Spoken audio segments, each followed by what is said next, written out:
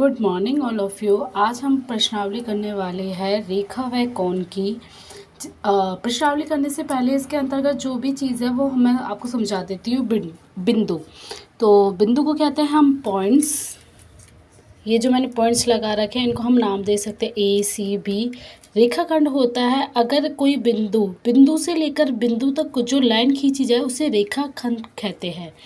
और रेखा किसे कहते हैं?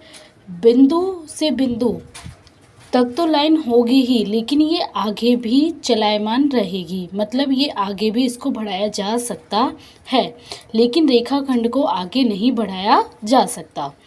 किरण की जो रहती है वो एक ही दिशा में चलेगी। अब बात करते हैं हम कोण की।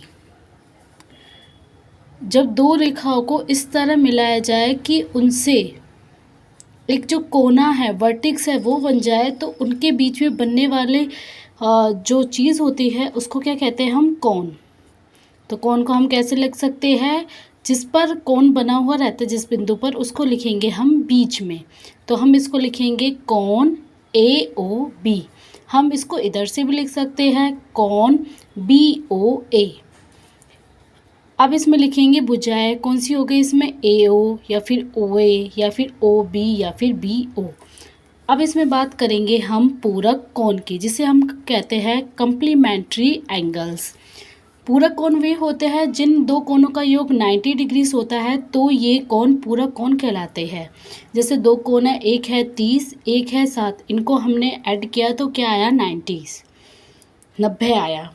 संपूरक कोण वे होते, संपूरक कोण को कहते हैं सप्लीमेंट्री एंगल्स। जब दो कोणों के मापों का योग 180 डिग्री होता है तो ये कोण संपूरक कोण कहलाते हैं। जैसे हम एग्जाम्पल इसका देखते हैं। इसमें लिखा हुआ है एक कोण है आपका 60 डिग्री का, एक कोण है आपका 120 डिग्री का। तो हमने जब 60 और 120 को मिलाया, मतलब जोड़ा, तो क्या आया? 180।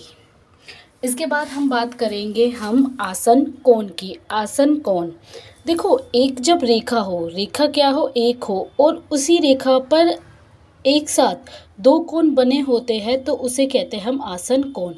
अब देखो, एक कोण तो ये रहा और इसी बिंदु से एक कोण ये रहा, एक कोण ये और एक कोण ये, तो इसे हम कहते हैं आसन कोण। आसन कोण को मतलब एक हम सिराना टाइप लगाते हैं ना, तो ऐसे इसको भी हम समझ सकते हैं।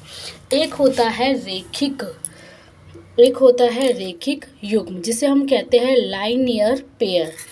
रेखा क्या होगी? एक ही होगी, लेकिन उस रेखा के बीच में जो दो कोण है वो बने हुए होंगे, एक ये और एक ये। एक होता है शीर्षाभिमुख कोण। शीर्षाभिमुख कोण को आप अच्छे से देख लीजिए।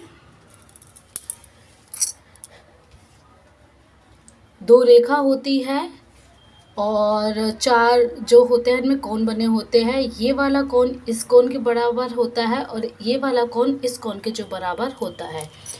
तो कोण 1 बराबर कोण 3 के और कोण 4 बराबर कोण 2 के। अब हम बात करते हैं प्रश्नावली 5.1 की। इसमें पहले जो क्वेश्चन है वो लिखा हुआ है कि निम्नलिखित कोणों में से प्रत्येक का पूरक जो है वो ज्ञात कीजिए। तो कोण 1 दे रखा है आपको 20 डिग्री का, कोण सेकंड दे रखा है आपको 63 डिग्री का, और कोण थर्ड दे रखा है आपको 57 डिग्री का। तो आपको अभी मैंने बताया कि पूरक कोण का जो योग होता है वो 90 डिग्री होता है और संपूरक कोण का योग 180 डिग्री होता है। तो पहला वाला जो 20 डिग्री का कोण है पूरक कोण, उसमें हम देखेंगे कि 90 में से पूरक कोण अगर हमें ज्ञात करना है दूसरा वाला, तो हम क्या करेंगे कि 90 डिग्री में से जो दिया गया आपको कोण है, मतलब आपको एक कोण दिया हुआ है, दूसरे कोण का जो मान है आपको ज्ञात करना है। तो आपको जब पहले आप लिखेंगे 90 डिग्री माइनस दिया गया कोण। आप इसको एक बार में सॉल्व कर लो, बार बार इसका जो सूत्र लिखने की आपको कोई नीड नहीं है। तो पहला क्वेश्चन आपका है कि 20 डिग्री का पूरक कोण, 90 में से 20 घटाए 70 आ गए। दूसरा है 63 का पूरक कोण, 90 में से 63 घटाए तो आ गया 27 डिग्री। तीसरा हमने किया कि 57 डिग्री का पूरक कोण, तो 90 degree minus 57 is equal to 33। Okay, 33 degree ये जो है आपका पूरक कोण आ गया। दूसरा जो क्वेश्चन है वो है निम्न कोणों में से प्रत्येक का संपूरक ज्ञात कीजिए। पहला कोण दे रखा है आपको 105 डिग्री का, दूसरा कोण दे रखा है आपको 87 डिग्री का, तीसरा कोण आपको जो दे रखा है वो 154 डिग्री का दिया हुआ है। तो संपूरक